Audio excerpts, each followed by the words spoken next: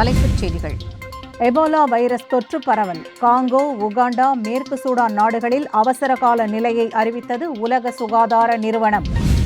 மேற்கு வங்கத்தின் ஃபால்டா சட்டமன்ற தொகுதி மறு வாக்குப்பதிவில் பாஜக வேட்பாளர் தெபாங்ஷு பாண்டா முன்னிலையில் உள்ளார். குவாட் வெளியுறவுத்துறை அமைச்சர்கள் மாநாடு வரும் செவ்வாய்க்கிழமை புதுதில்லியில் நடைபெறவுள்ளது. அதிமுக கொள்கை பரப்பு துணைச் செயலாளர் பாப்புலர் முத்தையா தமிழக அரசின் தலைமைச் செயலாளர் மற்றும் சுகாதாரத்துறை செயலருக்கு கோரிக்கை. இந்தியாவின் சில பகுதிகளில் இன்று வெப்ப அலை முதல் கடுமையான வெப்ப அலை நிலவக்கூடும் என இந்திய வானிலை ஆய்வு மையம் சிவப்பு நிற எச்சரிக்கை விடுத்துள்ளது. விரிவான செய்திகள்.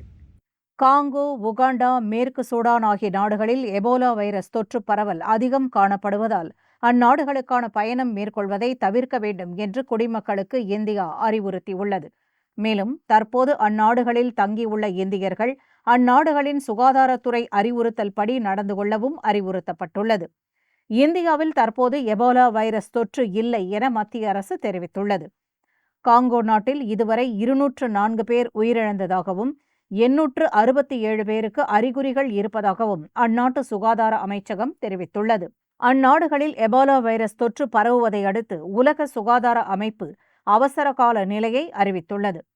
காங்கோ, உகாண்டா உள்ளிட்ட நாடுகளுக்கு பயணம் மேற்கொள்ளும் பயணிகளை சோதனை செய்ய சுகாதார குழுக்கள் அமைத்து தீவிர கண்காணிப்பும் செய்யப்பட்டு வருகிறது. மேற்கு வங்கத்தில் ஃபால்டா சட்டமன்ற தொகுதிக்கான 11வது சுற்று வாக்கு எண்ணிக்கையின் போது பாரதிய ஜனதா கட்சி வேட்பாளர் தெபாங்ஷு பாண்டா முன்னிலை வகிக்கிறார். டைமண்ட் ஹார்பர் மகளிர் பல்கலைக்கழகத்தில் வாக்கு எண்ணிக்கை நடைபெற்று வருகிறது. 11வது சுற்று எண்ணிக்கையின் போது பாஜகவின் தெபாங்ஷு பாண்டா 44,891 வாக்குகள் வித்தியாசத்தில் முன்னிலை வகித்தார். இந்திய கம்யூனிஸ்ட் கட்சியின் வேட்பாளர் ஷம்புநாத் 2ஆம் இடத்திலும், இந்திய தேசிய காங்கிரசின் அப்துர் ரசாக் முல்லா 3ஆம் இடத்திலும், அகில இந்திய திரிணாமுல் காங்கிரசின் ஜஹாங்கீர் கான் 4ஆம் இடத்திலும் இருந்தனர். ஃபால்டா தொகுதிக்கான வாக்கு எண்ணிக்கை 14 மேசைகளில் நடத்தப்பட்டு மொத்தம் 21 சுற்றுகளாக நடைபெறும்.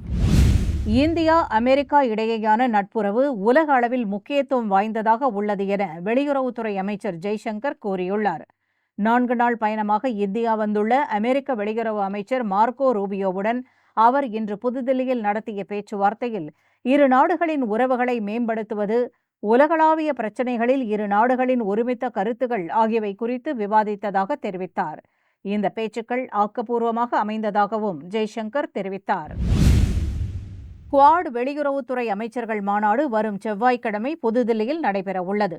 இந்த மாநாட்டில் இந்திய வெளியுறவுத்துறை அமைச்சர் ஜெய்சங்கர், அமெரிக்க வெளியுறவு அமைச்சர் மார்க்கோ ரூபியோ, ஆஸ்திரேலிய வெளியுறவு அமைச்சர் பென்னி வாங், ஜப்பான் வெளியுறவு அமைச்சர் டோஷிமிட்சு உள்ளிட்ட உலக நாடுகளைச் சேர்ந்த பல வெளியுறவு அமைச்சர்கள் கலந்து கொள்வார்கள் என எதிர்பார்க்கப்படுகிறது.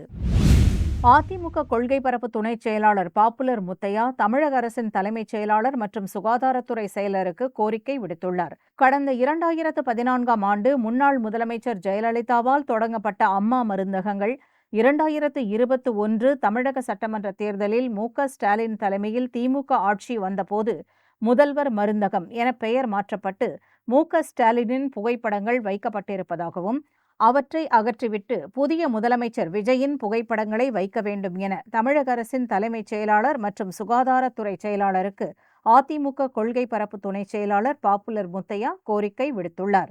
இந்நிலையில் அம்மா உணவகத்தில் அளிக்கப்படும் உணவு வகைகளின் தரம் மற்றும் சுவை சமீப காலமாக திருப்திகரமாக இல்லை என அரசின் கவனத்திற்கு கொண்டு வரப்பட்டுள்ளது. இதன் காரணமாக சுவையுடன் கூடிய தரமான உணவு வகைகளை வாடிக்கையாளர்களுக்கு தங்கு தடையின்றி வழங்குவதை உறுதிப்படுத்துமாறு முதலமைச்சர் விஜய் உத்தரவிட்டுள்ளார். கிழக்கு உத்தரப்பிரதேசம், கிழக்கு மத்திய பிரதேசம் மற்றும் விதர்பா ஆகிய பகுதிகளில் இன்று வெப்ப அலை முதல் கடுமையான வெப்ப அலை நிலவக்கூடும் என இந்திய வானிலை ஆய்வு மையம் சிவப்பு நிற எச்சரிக்கை விடுத்துள்ளது.